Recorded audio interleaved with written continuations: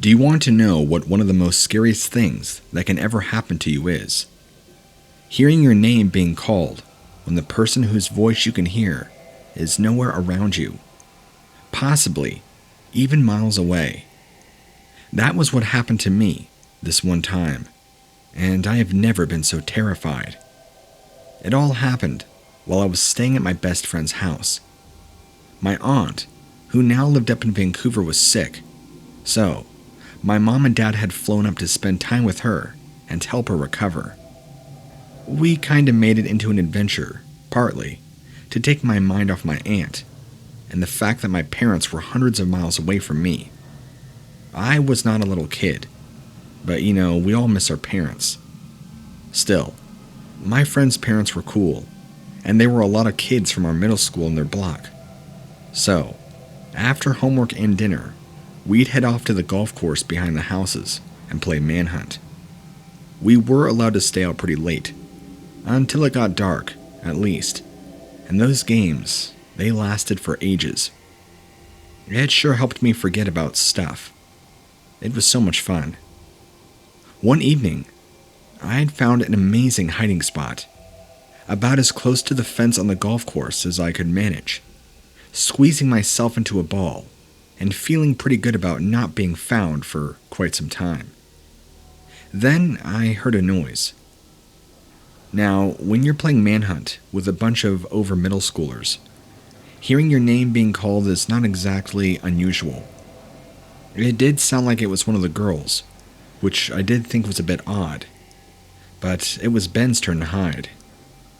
I had heard my name a second time. It was definitely a girl's voice, and one that was very familiar. I must have thought it was Amy. She must have swapped. Then I could hear various screams and yells, as people were being caught off in the distance. But it definitely sounded like Ben. He was one of the first of the gang for his voice to start to break, and I could hear the distinct cracking, especially as he called out. There was the voice a third time. I had to know who was calling me. All of a sudden, there was this really awful smell. Something revolting and rotting.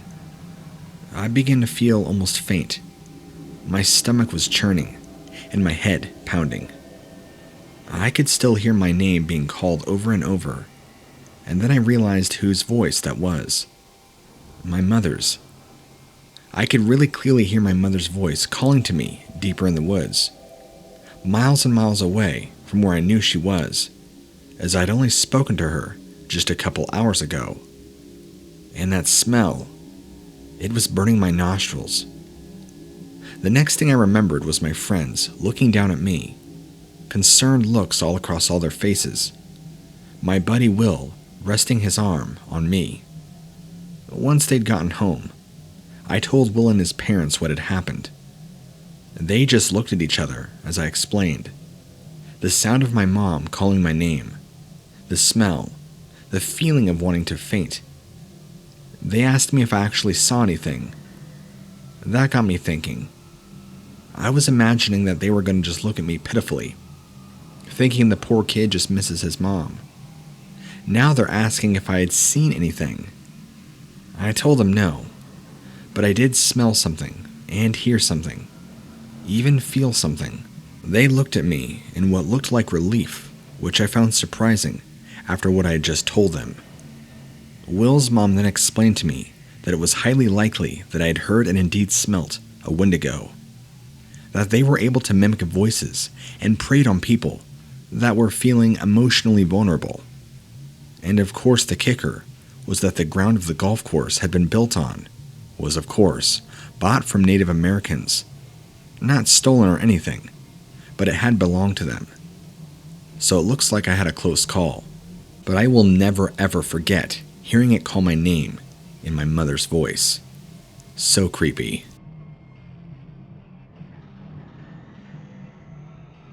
Back in the 80s, I had an amazing job in the local video store. It was virtually every high schooler's dream, and I got all the cool kids coming in and asking to rent the R-rated videos while I was on my shift. I won't even tell you how many dates I got from promising copies of Night of the Living Dead for parties.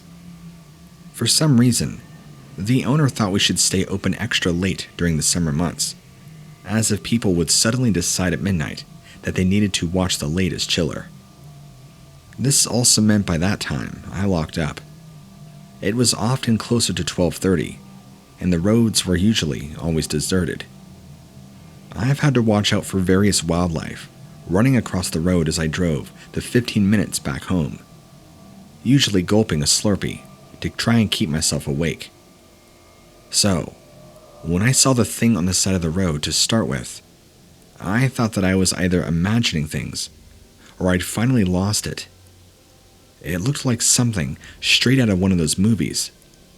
It was disgusting. Spiny, curved, skinny. In fact, it wasn't even skinny. It was more skeletal, like a walking skeleton. It was horrendous.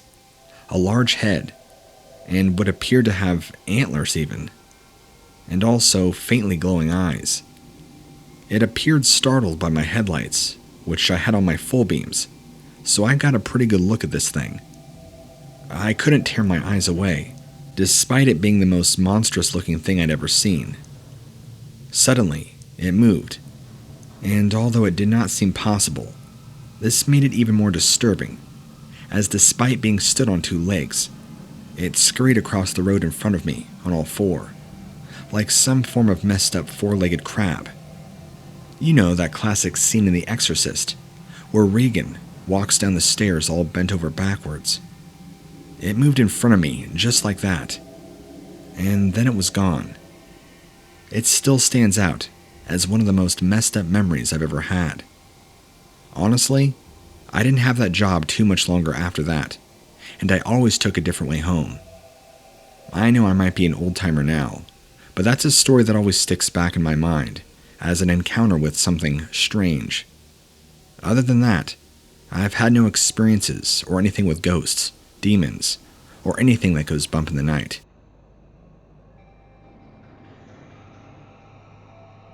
When I was 14, my parents made me go to summer camp.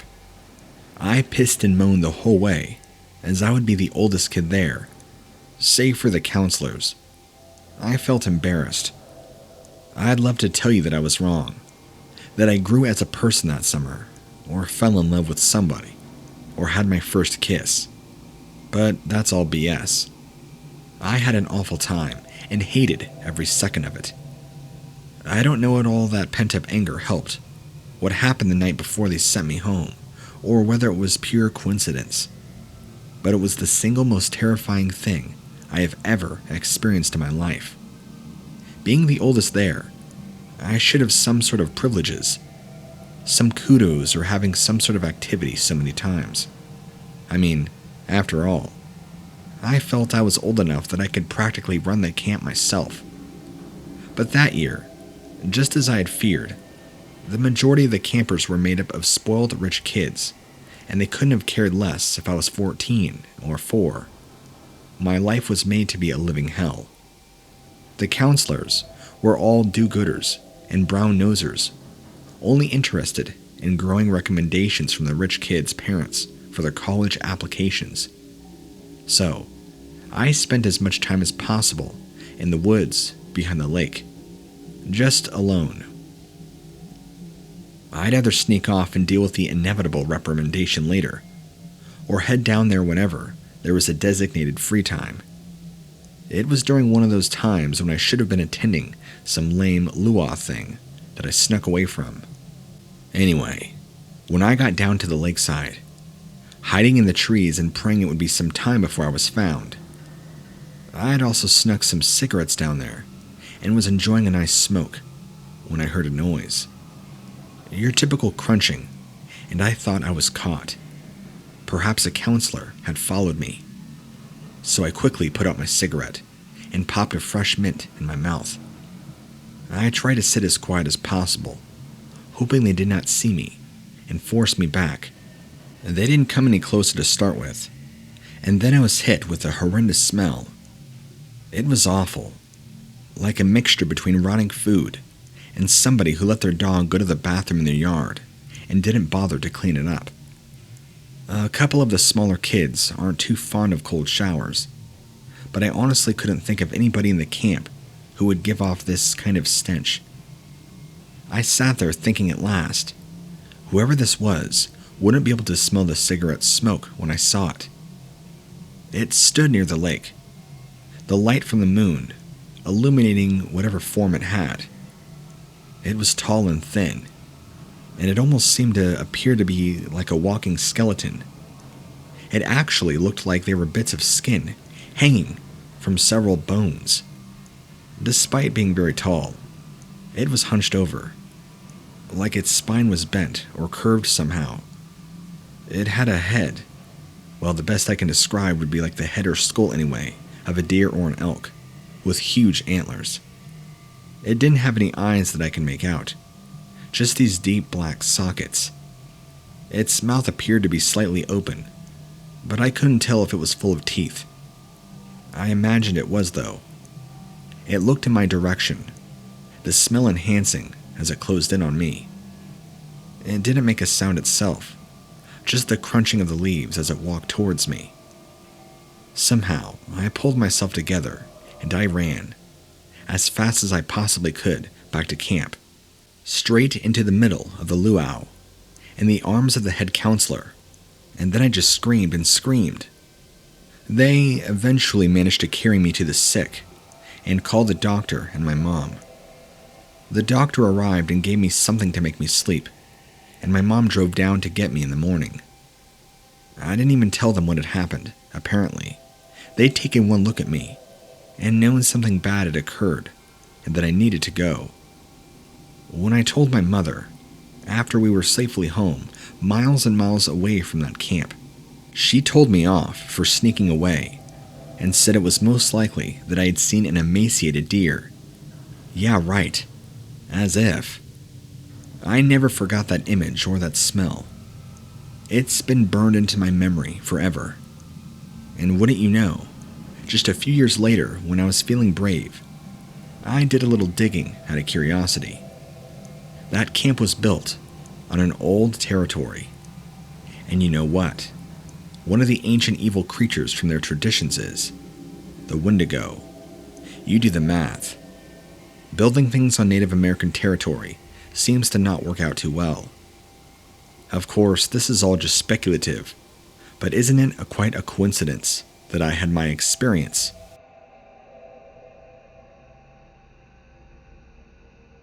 When I was a kid, I had an experience with a buddy of mine that is way scarier than any Stephen King book I have ever read.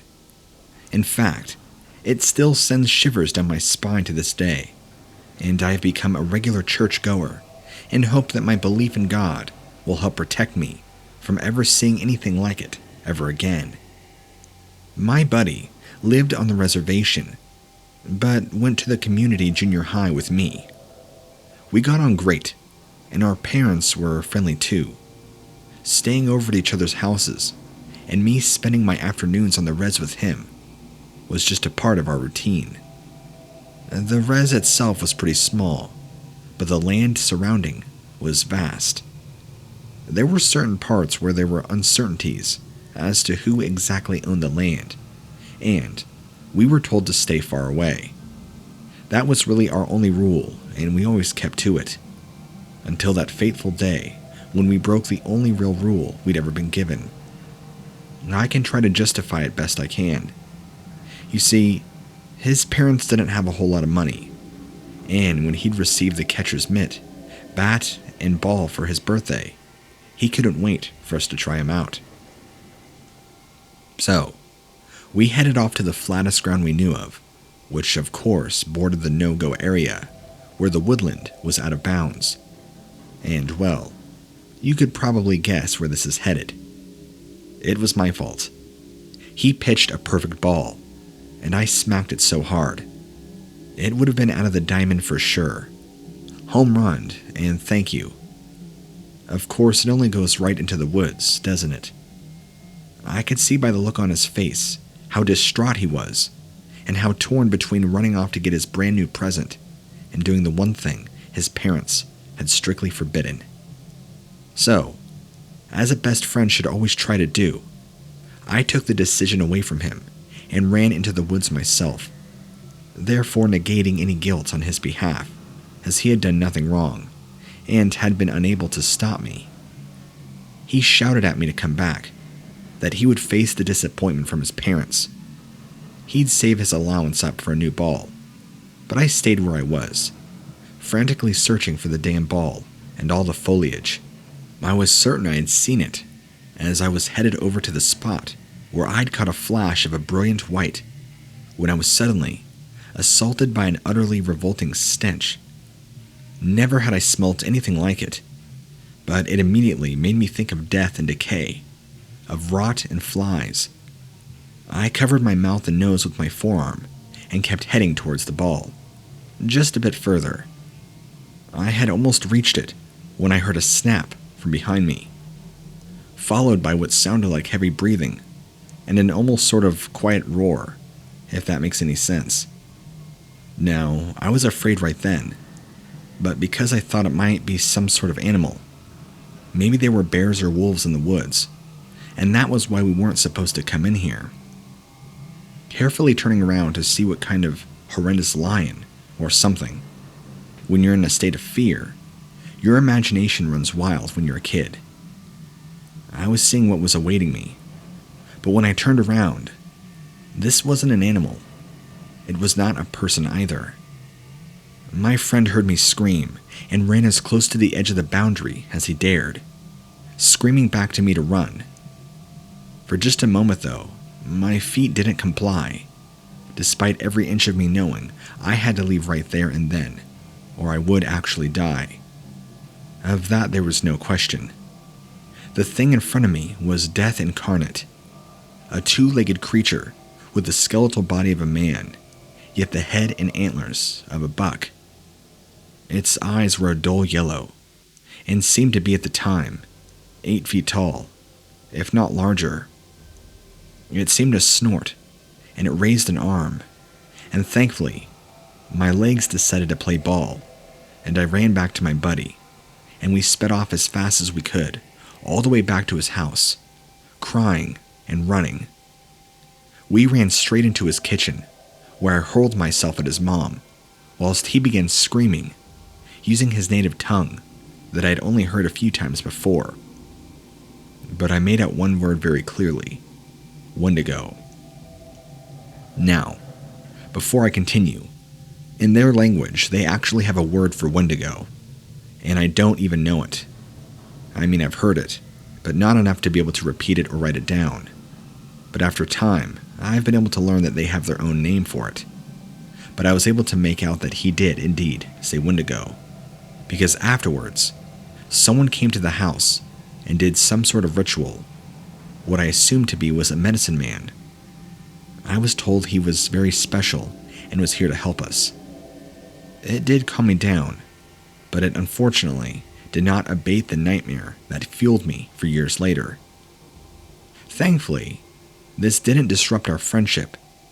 His parents were amazing, and mine chose to respect them and allow me to partake in this special cleansing rite. You bet your bottom dollar that we never ever went anywhere near those woods again. I'll ask him about it sometime still, and he still tells me the same thing. He's convinced it was a Wendigo, and refuses to teach me their native word for Wendigo, in fear that I'll somehow accidentally use it, and call this thing to him or us.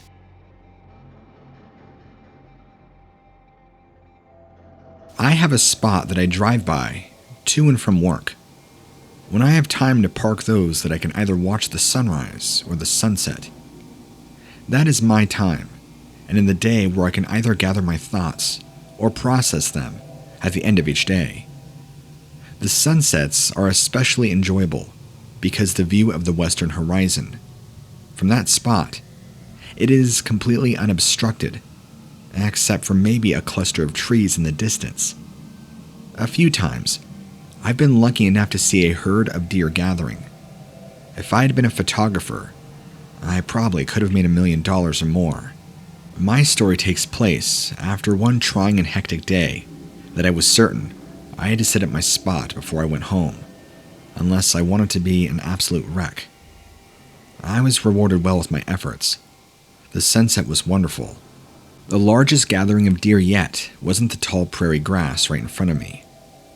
I instantly felt better about everything. But there was another feeling that was trying to creep its way into me that I couldn't quite put my finger on. It wasn't good, and it was not bad either. It was a very neutral and dead feeling. I chalked it up to simply being burned out or stressed, but I wasn't sure. Staring at the herd of deer through my windshield, I noticed that one of them was holding way too still. I started wondering if it was a decoy. It turned its head slightly, so I knew that it wasn't. But then it turned its head straight back to me, and in that instant that its invisible eyes locked on me, that strange empty feeling returned. I tried lighting a cigarette, but that didn't do any good. I was trying to deny it, and I was trying to avoid eye contact. But the whole problem that was strange is that this deer wouldn't stop staring. Most people beg for a chance to make eye contact with wildlife, but this was ridiculous. Plus, it was realistically too far away to be that aware of me. I kept trying to tell myself that it was just curious about my car, but somehow, I knew deep down that the thing was looking at me. The light of the setting sun had turned into a silhouette, so that it was difficult to make out its individual features. This animal began to slowly step forward, towards my vehicle, until it had left the herd and was in my personal space. That was when I could see just how skull-like the deer's face was. Somewhere, and its two black eyes that were a dim red light. I found it very difficult to look away. It's like I was entranced. Every instinct I had was telling me that I needed to break eye contact somehow.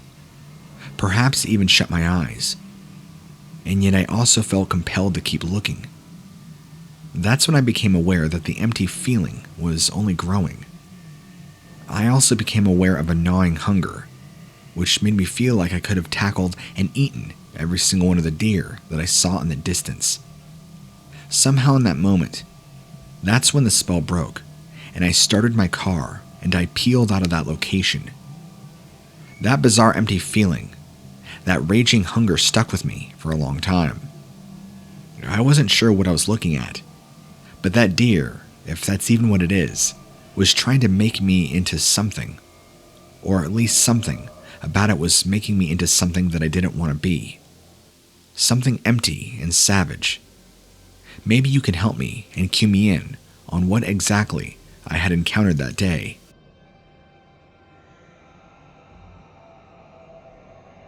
Our area was hit by an unusually savage thunderstorm, the kind that makes you wonder if the tree in your front yard is still going to be standing when everything is over with. Looking out the window was pointless, because it was a blinding wall of driving rain, and the lightning was nothing but solid flashes. The strangest part of the whole thing was the wind. It was especially loud. It didn't let up for a moment, and so it created this perpetual howl that could chill the blood if you were superstitious. I wasn't, but even I could tell that there was something creepy about it. The polarity of the whole thing changed when I was pretty sure that I heard the howling as some kind of screaming. Now, it did not make sense that there would be a murder taking place, so it had to be another trick of the wind. But I couldn't deny that there was something intelligent and authentic about that scream. It flew in the face of everything that my rational mind stood for. I hadn't noticed it at first, but the more concentrated on the scream, the more empty and insubstantial my thoughts felt. It was like I was being pulled into a void, even though I had not left my house. Something happened so that I lost a lot of memory.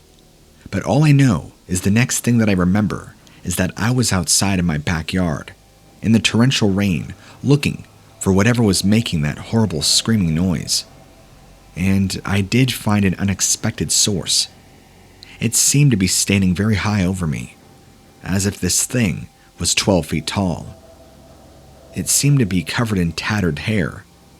It could have been animal skin, or a person, or something. The most vivid part of the whole thing was its head, which appeared to be the skull of a deer, or a shape of some other kind of grazing animal, apparently.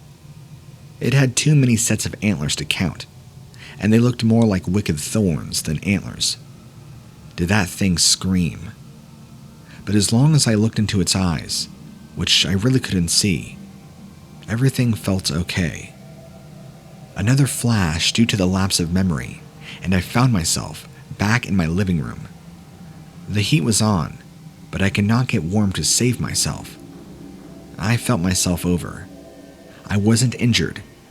I was safe as far as I can tell.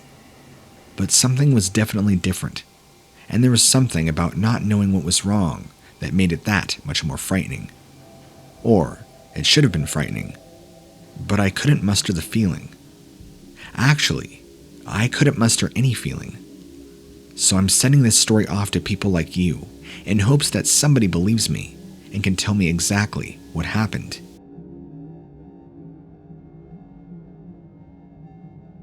I'm a park ranger in a relatively small park, but that doesn't mean that nothing ever happens. I've received a buzz over the walking about the possibility of somebody acting strange at the north end of this park. The description of the potential subject was a young girl who was walking strangely and making even more strange noises. So I rolled up to the road to find out what the matter would be. Like I said, it's a quiet park for the most part, so I wasn't in a big hurry. I found out later that the time made all the difference, and I should have taken it more seriously in hindsight. The first thing that I saw was one person leaning over the body of another. My first impression was that somebody was in need of assistance and about to perform CPR. Turned out rather that the person on the ground was a victim, and the girl leaning over the body was straight up trying to cannibalize this person. I was paralyzed for seconds, unsure of what to do. I was questioning if I was even seeing what I thought was real, and what the next logical course of action would be. The girl appeared to be feral. Even her clothes were dirty and torn and tattered. She was covered in dirt and looked like she hadn't eaten, or looked like she hasn't been a part of society for years. I got out of my car and shouted to get her attention. She was too absorbed in trying to kill him. I drew out my pistol. When that didn't get a reaction, I fired a shot into the sky. She looked at me, and that's when I saw how empty she looked. Her eyes, even though her appearance was human, her face, her eyes, everything told me she was dead. Not in a literal sense, like a zombie, but dead as in her soul was gone. She seemed lifeless, but she moved, and she wouldn't listen, and I'm ashamed to say that I was forced to fire at her. I did 2 more shots in the air as a warning, but she kept coming at me, and she looked like she had every intention of hurting me in any way. So, I put her down. No sooner had she crumpled to the ground when I saw a tall, imposing figure watching me from the distance. It was hard to say exactly how tall they were, but it looked to easily be over 8 feet. It also seemed to be adorned in a headdress of some kind, dark, tattered clothing. A very strange sensation came over me when I looked at it, and it looked back at me. So much so that I had to force myself to look away. When I quickly looked back, it was gone. I've had encounters with a few things that when I describe them to others, they told me that I had just come walking across something called a skinwalker. But this seemed to be different. I've never met a skinwalker that compelled others around me to eat human flesh. So, I'm submitting my story to you in hopes you can help me by getting my story out there and maybe getting some light shed on what sort of creature or demonic anomaly I experienced.